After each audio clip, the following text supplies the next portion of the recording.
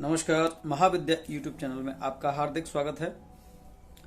और आज हम चर्चा करेंगे एक ऐसे मंत्र के बारे में, एक ऐसे प्रयोग के बारे में जो प्रयोग आपको सर्वत्र रक्षा प्रदान करेगा। चाहे वो रक्षा तंत्र से हो, चाहे वो रक्षा मंत्र से हो, चाहे वो रक्षा तंत्र क्रिया से हो, चाहे वो भूत प्रेत से हो, चाहे किसी और बाधा के रूप में हो, वो हर प्रकार से आपको रक्षा देने में, आपकी रक्षा करने में सक्षम है और समर्थ है। तो आज हम इस बात में जानेंगे कि तंत्र जो होता है, यदि तंत्र की क्रिया होती है, दो तरह से योग क्रिया होती है। एक होती है सूक्ष्म और एक होती है अति तीव्र। सूक्ष्म में यह होता है कि आपके ऊपर किसी ने कोई कर्म किया, यानी वो क्रिया आपके ऊपर कर दी। मान लीजिए कोई शमशान से क्रिया करता है, कोई गंदी क्रिया आपके ऊपर करता है, कोई वशीकरण आपके ऊपर करता है, या कोई भी जितने भी अपचार कर्म होते हैं वो उसमें से कुछ भी करता है। तो सूक्ष्म क्रिया ये होती है कि वो धीरे धीरे आपके ऊपर असर दिखाती है, यानी कि एकदम नहीं होगा। आज उसने किया है तो उसके कुछ दिन बाद 21 दिन, 40 दिन, 45 दिन, 90 दिन, 72 दिन, 78 दिन या 3 महीने, इसके बाद वो अपना पूरा असर आप पे करेगी। उससे होता यह है कि वो एक प्रबल तंत्र माना जाता है। सूक्ष्म जो होता है वो प्रबल तंत्र माना जाता है, यानी कि जब तक आप उसको समझ पाएंगे तब तक वो आप पे अपना कब्जा कर चुका होगा, उसने आप पे अपना आधिपत्य स्थापित कर दिया होगा। तो उस तंत्र को काटने में या उस क्रिया को काटने में थोड़ी सी कठिनाई या थोड़ा सा परिश्रम ज्यादा करना पड़ता है। अब उसमें बात एक ये भी है कि तो इसका मतलब तो ये है कि यदि वो प्रबल हो जाता है या वो रह जाता तो वो कटेगा नहीं, ऐसा नहीं है। ऐसा कोई भी कार्य है ही नहीं जो न हो पाए। या तंत्र शास्त्र में या जितने भी सनातन धर्म के जितने भी ग्रंथ हैं उसमें, या आप किसी भी पद्धति को ले लिए, चाहे शाबरी है वो और चाहे वो वैदिक है, वो ऐसा नहीं है कि कट नहीं पाएगा या सही नहीं हो पाएगा। होगा अवश्य, 101% होगा, लेकिन वो आप एक वक्त पे समझ लेते हैं तो। वही ऐसा मानिए कि आपके शरीर में यदि कोई बीमारी है और आप उसको वक्त रहते यदि समझ लेते हैं तो उसका इलाज 101% हो सकता है, चाहे वो कोई भी बीमारी हो, आप उससे बच जाएंगे। लेकिन आप यदि लास्ट स्टेज पहुंच के उसका उपाय करेंगे तो उपाय तो वो उतना असर दिखाएगा, अपना उपाय उतना ही होगा, लेकिन वो जो क्रिया है, वो जो तंत्र है या जो बीमारी है, वो आपके शरीर को पूरी तरह जकड़ चुकी होगी। जितनी पावर वो प्रयोग आपको लगाएगा उससे ज्यादा पावर वो आपके ऊपर क्रिया करेगी। तो आपकी बॉडी में इतनी दम आप रही नहीं, या इतनी क्षमता इतनी रही नहीं, या इतनी पॉजिटिव एनर्जी आप पर रही नहीं जो उस तंत्र की भी शक्ति को झेल ले और उस प्रयोग के भी पॉजिटिव जो वाइब्स हैं उनको झेल पाए। हानि होनी है। तो उससे पहले ये है कि जब भी आपको ऐसा लगे, तंत्र का एक होता है कि जब भी आपको ऐसा लगे कि घर नॉर्मल था, बहुत ठीक था, सब कुछ सही चल रहा था, हम बिल्कुल सुखी संपन्न और खुशहाल जीवन जी रहे थे, और एकदम से परेशानी आ गई, तो आप ये निश्चित, मैं 101% कहता हूँ आज के ज़माने में, कि वो कोई बीमारी नहीं है, वो कोई मानसिक उत्पीड़न नहीं है। वो दो ही चीज़ होती हैं। वो दो चीज़ होती हैं कि या तो आपका या आपके परिवार में कोई ऐसी अनबन है मन की, या किसी चीज को लेकर है, या आपके चरित्र को लेकर है, जिसकी वजह से ये होती है। तो वो परेशानियां ऐसी नहीं होती, वो परेशानी वो होती हैं कि होंगी और रह जाएंगी, होंगी और रह जाएंगी। वो है, वो निवारण नहीं कर रहा है इसलिए। लेकिन तंत्र की परेशानी ऐसी होती है कि आपको मानसिक पीड़ा देगी, शारीरिक पीड़ा देगी, आर्थिक पीड़ा देगी, आपको जितने भी रिलेशन होंगे बनने नहीं देगी, आप सबसे दूर हो जाएंगे, आपका कहीं मन नहीं लगेगा, आपके शरीर में इतनी परेशानी रहेगी, गंदे गंदे आपके मन में विचार आएंगे, और आपके ऊपर तंत्र इतना अपना प्रयोग दिखा देगा कि आपको मरने का भी मन करेगा। और हो सकता है बहुत से लोग ऐसे कर भी लेते हैं, क्योंकि एक क्रिया मेरे ऊपर हुई तो मुझे आइडिया है इस चीज का कि तंत्र में यदि कुछ होता है तो वो कैसे होता है। मैं ये कहूंगा कि मेरे ऊपर अब तक की सबसे घातक प्रक्रिया थी जिस तांत्रिक ने की थी, और वो ऐसे वैसे तांत्रिक नहीं थे, वो अघोरी थे। मतलब अच्छे अघोरी नहीं थे। अच्छा एक जो अघोरी होता है, जो साधु होता है, वो कभी गलत काम करता नहीं है। क्यों? कि वो महादेव के सानिध्य में है, और महादेव तो स्वयं रक्षक और भक्षक दोनों हैं, तो पहले वो रक्षा करेंगे, भक्षण बाद में करेंगे आपका। तो वो एक अलग कहानी रहेगी। तो इसलिए मुझे ये आइडिया है कि ये कैसे कैसे कार्य करेगा और क्या क्या होगा। आप एक छोटा सा एग्जांपल ये ले लीजिए कि मैं अपनी शॉप पे बैठा था, तब ये नहीं था, कुछ भी नहीं था, मैं कुछ जानता ही नहीं था, कुछ मैंने किया ही नहीं था। मैं बस ये करता था कि छोटा सा नियम था मेरा कि मैं हमेशा ही शाम के वक्त पे मैं सुंदरकांड का पाठ करता था, जो अभी भी मैं करते रहता हूं कभी कभी। और क्योंकि तब मेरे पास वक्त था, अपनी दुकान थी, अपना बिजनेस था, तो टाइम था। अभी जॉब पे है तो नहीं। और उसके साथ में सुबह रोज ही भगवान शंकर को 21 बिल्व पत्र यानी बेल के पत्ते 21 में नित्य चढ़ाता था। भांग और धतूरा, और ये आपका ये क्या बोलते हैं उसको, चमेली के फूल, सफेद जो चमेलिया जिसे बेला भी बोलते हैं, उसके फूल, ये मैं हमेशा चढ़ाता था उन पर। तो वो क्रिया एक बनी रही, मैं बचपन से उसको कर रहा था, तो वो बनी रही, उसको वो इतना प्रबल हो गया कि जिस वक्त वो प्रक्रिया हुई मेरे ऊपर, तो मैं अपनी शॉप पर बैठा था, मैं 2 मिनट पहले बिल्कुल ठीक था, बिल्कुल ठीक, सब नॉर्मल चल रहा था।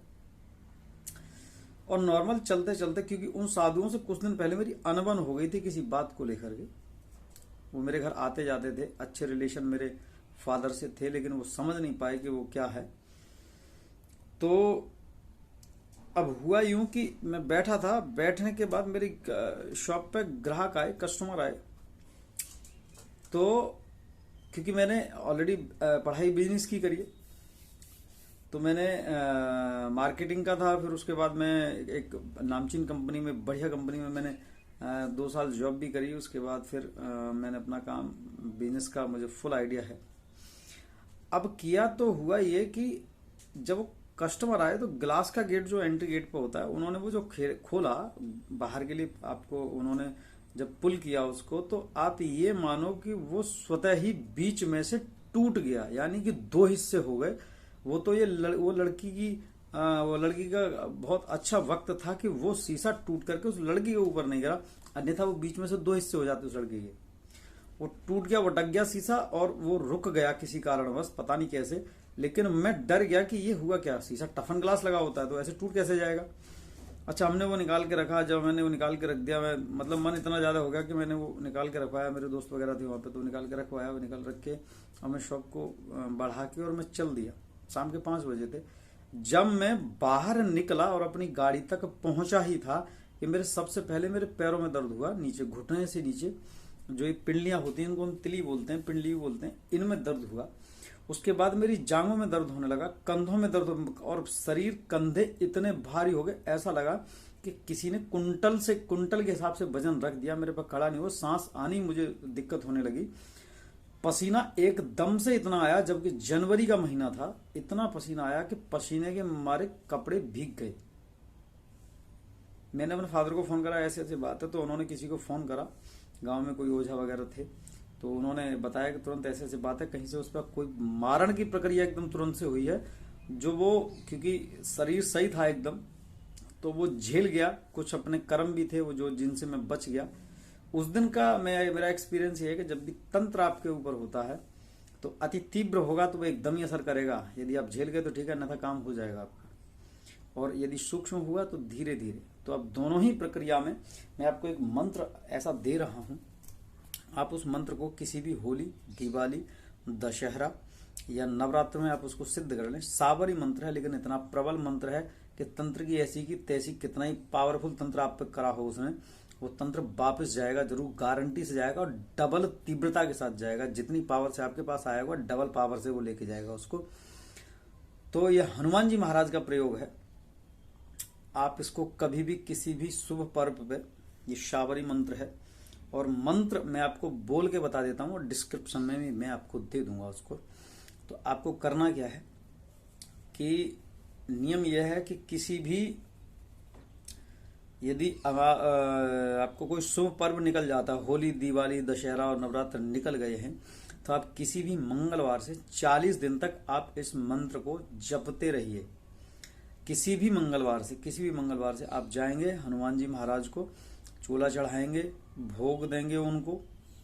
चोला चढ़ाना है, पूरा चोला दुकान पे मिल जाएगा। आप जाके बोलेंगे हनुमान जी महाराज का चोला दे देगा। 5 लड्डू का भोग लगाना है, धूप दीप अगरबत्ती लगानी है, और उसके बाद आप वहीं बैठ के एक माला नित्य करेंगे उस मंत्र की। और वो मंत्र है, 1 ठो सरसों 16 राई, मोरो पटबल कोरो जाई, खाए खाए पड़े भार, जे करे ते मार, उल्टी विद्या ताही पे परे, शब्द सांचा पिंड काचा, फुरो मंत्र ईश्वरो वाचा। मंत्र एक बार फिर से सुने आप। 1 ठो सरसों 16 राई, मोरो पटबल कोरो जाई, खाए खाए पड़े भार, जे करे ते मार, उल्टी विद्या ताही पे पड़े, शब्द सांचा पिंड काचा, हनुमान का मंत्र साजा, फुरो मंत्र ईश्वरो वाचा।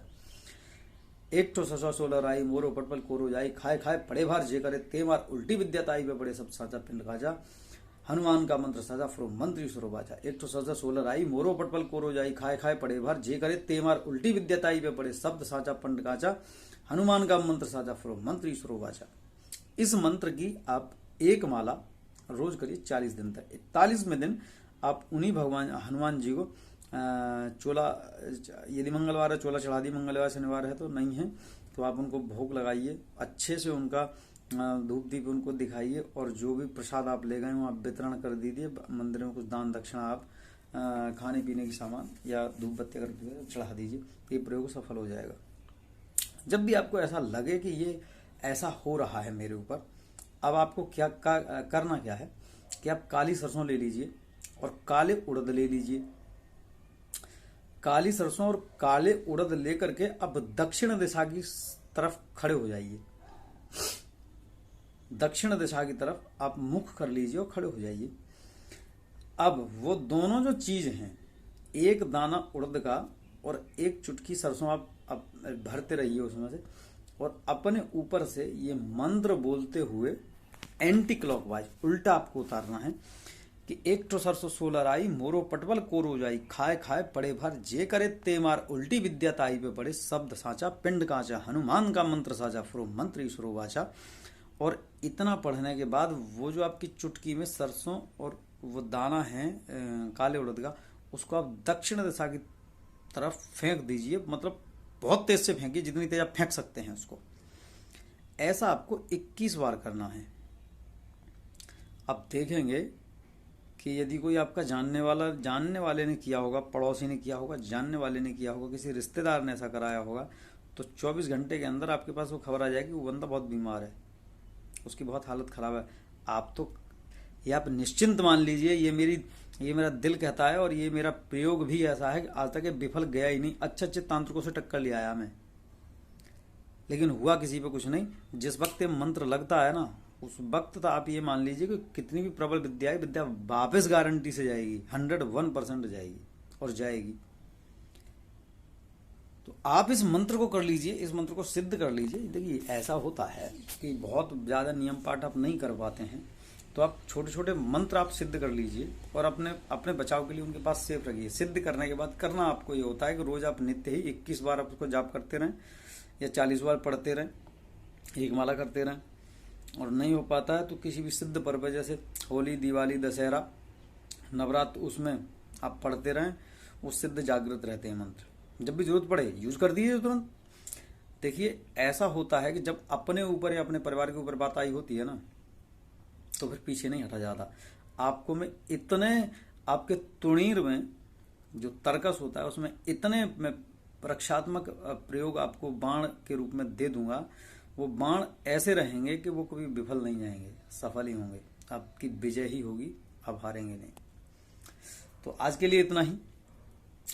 कुछ चीज़ों का मैं लिंक आपको डिस्क्रिप्शन में दे दूंगा, जैसे कि आपको यदि अभिमंत्रित सरसों चाहिए तो हमसे ले सकते हैं आप। उसके लिए कुछ दिन लगेंगे, अभी प्रोसेस पूरा नहीं है, मैं पहले से आपको बता रहा हूँ। और ये जो प्रयोग है इसमें लाल आसन और लाल कपड़े की जरूरत पड़ेगी आपको।